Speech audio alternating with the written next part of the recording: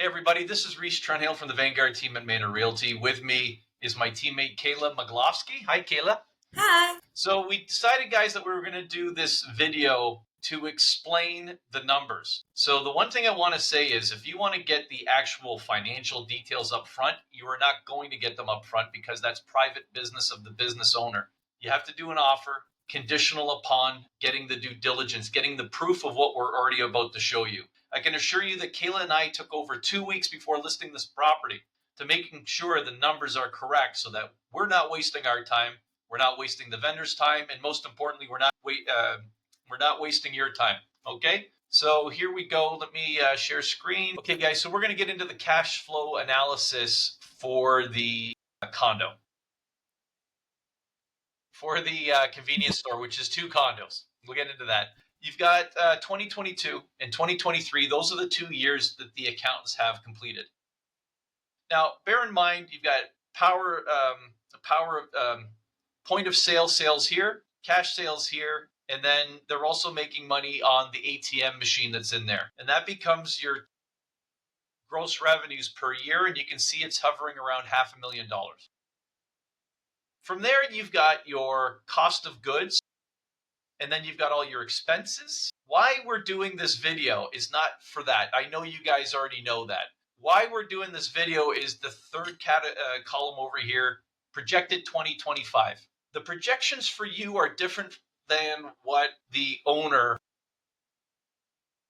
experiences. And Kayla, if you want to explain this a little bit, how you projected how this was going to be for the next buyer versus the vendors that are running it like a family business. Yeah, so obviously you can see that there is projected alcohol sales in there. And Right here. that would be because of the new permits that this business already has to sell alcohol on top of their lotto and tobacco sales as well. So what we did for that was we took the cost of actually purchasing the alcohol. We know that there is a roughly 20% markup. So we took the actual alcohol purchases after we did a case study for a couple of different convenience stores that were already selling alcohol, and we projected that over a year. So using a 20% markup, we're estimating somewhere around 79,000 in purchasing, and then where my mouse is moving.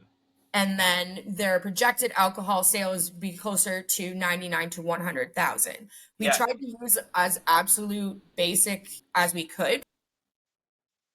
Given the area and the amount of traffic and all the condos attached, I'm sure that the sales would be a little bit higher than we're reflecting here, but we wanted to make sure that we were using the absolute basis for that as well. Oh yeah, so I know that's weird coming from real estate agents, guys, but we do use small c conservative numbers because we would prefer sort of under promising and over delivering, right? Which is exactly what we want as investors and as business owners, which Kayla and I are, right? Everybody on our real estate team owns income properties, etc. And so we're just using numbers that we would use ourselves.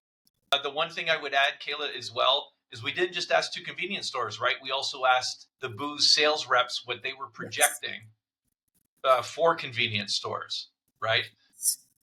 So combined, we thought this was a good, safe number, which was approximately 20% of your already existing sales. So guys, if you look at 2022 and 2023, you're making about $500,000 in gross sales a year.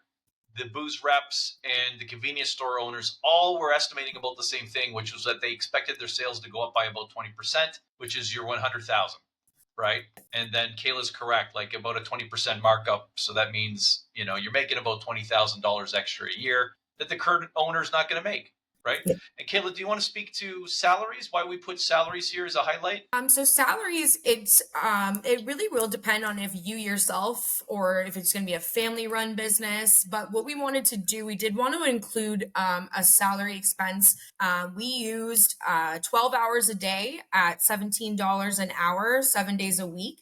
And that would just reflect if you were never working in the store yourself, you had a full salary employee taking over, but we did want to include that expense in case the potential buyer wasn't looking to run the store themselves. Yep. And then, very well explained. And you can see even with those salaries at 74,000, your net projected profit, if nothing improves otherwise, is still coming out to 79,735. So I mean, round it up to 80,000 for the sake of argument, which isn't too bad, including that salary. So if you're running this place yourself, or you've got a son or a daughter that's going to put in some extra hours, you're recouping that 74,000 as well if you're running it as a family business.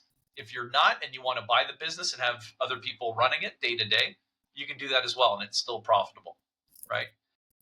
Kayla, do you want to speak to the final highlight here, which is rent, which didn't exist for the owner, obviously, because he also owns the space. So we did want to do also rent. We use $4,500 as the base rent.